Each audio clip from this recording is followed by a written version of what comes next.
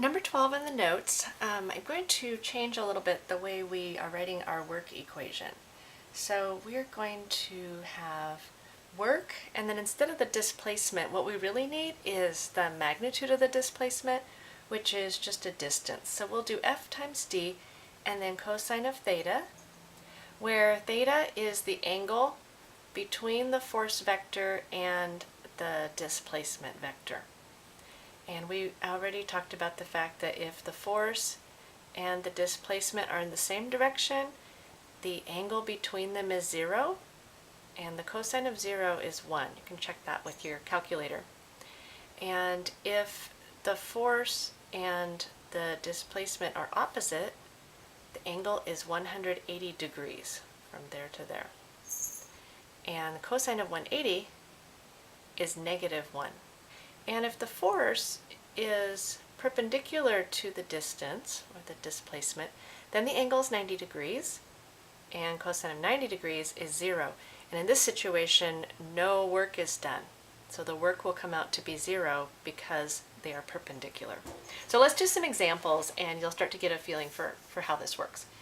So in experiment A, which was our beanbag situation, so to remind us about experiment A, we lifted a beanbag, and the hand on the beanbag was an external force. And because of that, when it lifted through this distance, we had a transfer of energy into the system. So what we're going to do now is calculate how much energy was transferred into the system. So you're lifting a 0.25 kilogram beanbag up 30 centimeters by applying a constant force of 2.45 newtons. That is just the force of gravity on this beanbag. So if you calculated Fg equals mg, you would get this. And that's because we're lifting it at a constant speed. So our upward force has to be balanced with the downward force. So we want to find the work done, which is the energy transferred, because this is an external force. So we have a force, and then we also have a displacement, which is up. The angle between those is 0 because they're in the same direction. So then to find out how much energy is transferred, we have force times the distance times the cosine of the angle between them. Then we can substitute. The force is 2.45 newtons.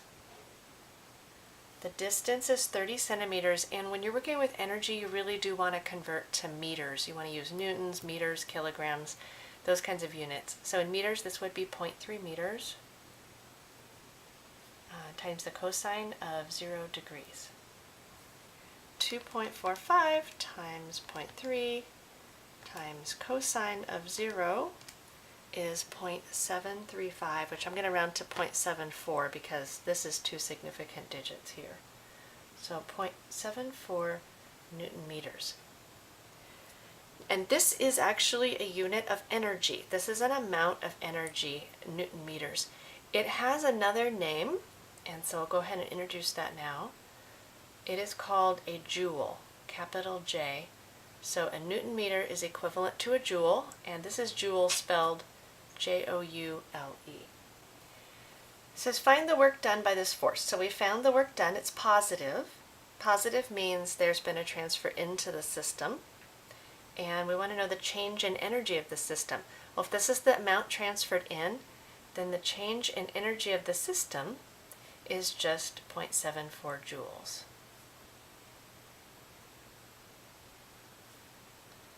So it's an increase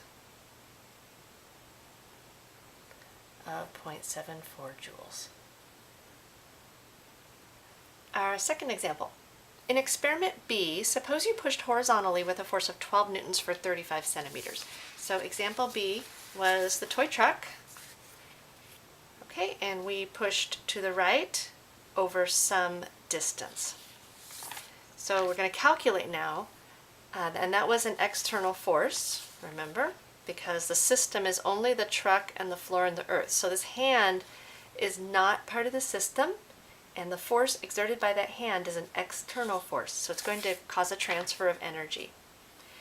So let's just sketch our force vector is this way, which is 12 newtons. And the distance is 35 centimeters, so converting that again, we would have 0.35 meters. And the angle between those is 0 degrees.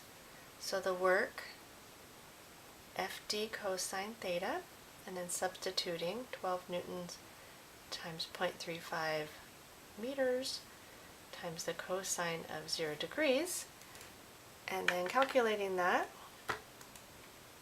12 times 0.35 meters times cosine of 0 is 4.2 Newton meters. And remember that a Newton meter is also called a joule. And it's positive, once again, and that tells us that the change in energy of the system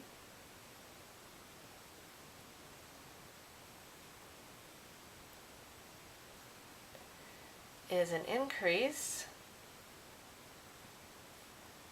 of 4.2 joules.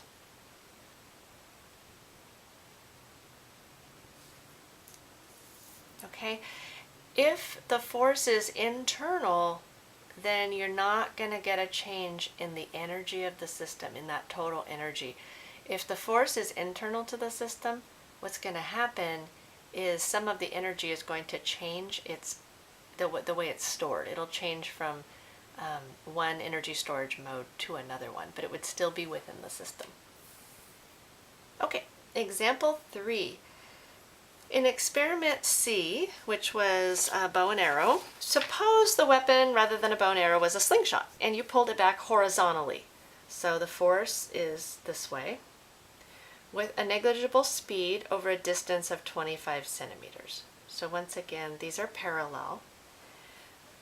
And because a slingshot is like a spring, it takes increasing amounts of applied force to stretch it increasing distances. So when you first start stretching it, it's really easy to pull it back.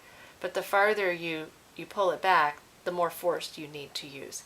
So this is a situation where the force is not constant. Okay.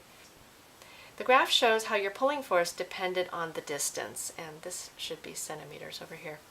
So we can see that when you pulled it back 5 centimeters, that required a force of 10 newtons.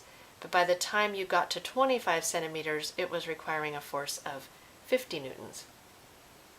So we know the angle is 0 degrees because these are parallel, but we don't have just one value for the force because it's different for every distance. Well, what we might realize is that in our work equation,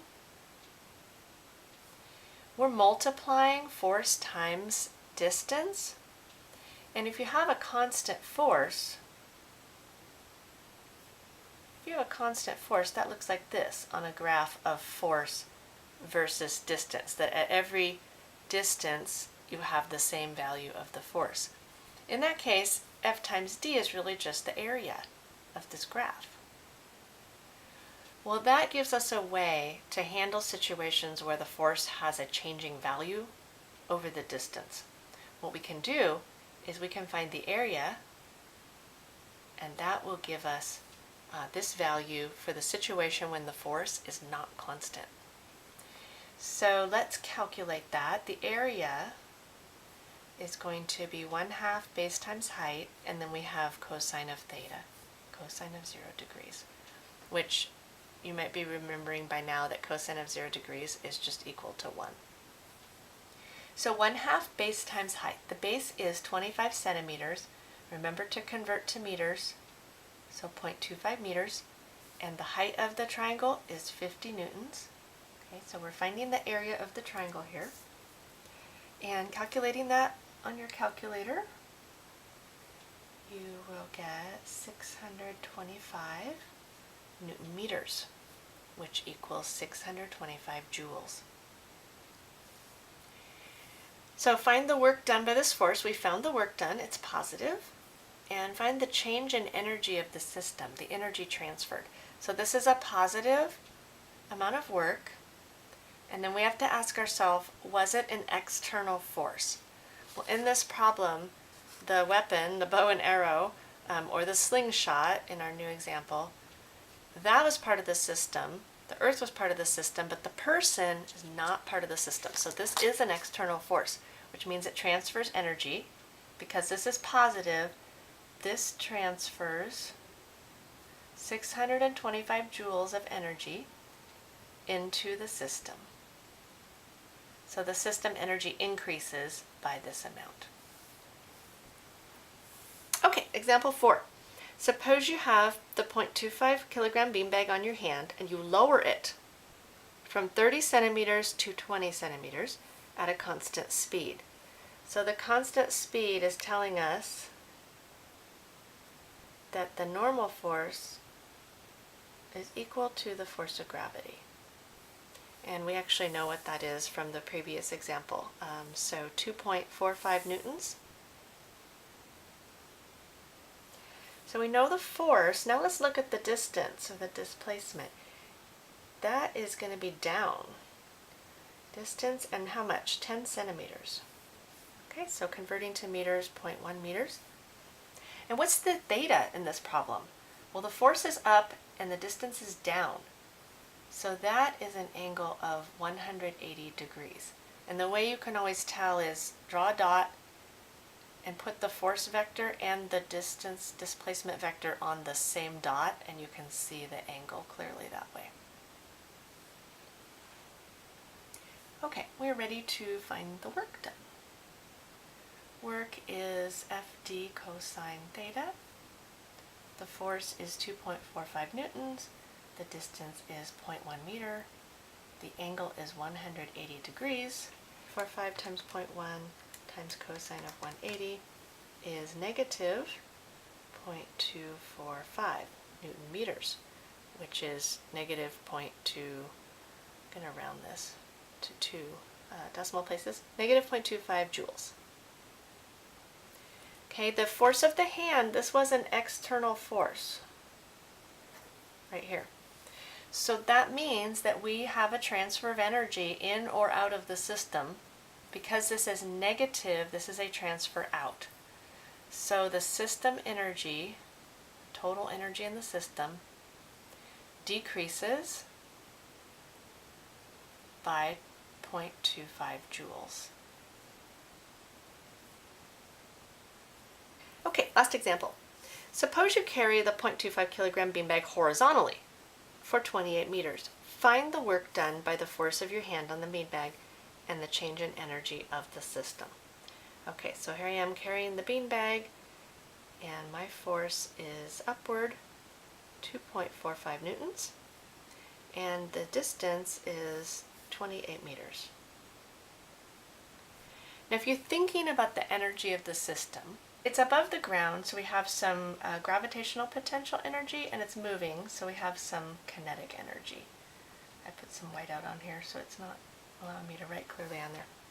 Now some later time, say after the 28 meters, we have the same system energy because it's not going any faster, hasn't been lifted or lowered, there's no friction occurring here, and nothing has been stretched or compressed.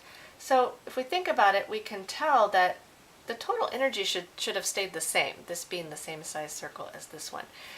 So that means that the work should be zero. There should be no energy transferred in this situation.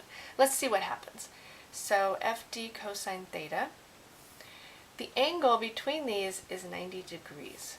So substituting, I have 2.45 newtons times 28 meters times cosine of 90 degrees. And we're going to see here that 2.45 times 28 times cosine of 90 is 0, and that's because the cosine of 90 is equal to 0. So you really have 0 times 28 times 2.45. So you don't even have to do a calculation on this one, because you could realize in the very beginning that if the force is perpendicular to the distance, there is no work done and there is no energy transferred in or out of the system.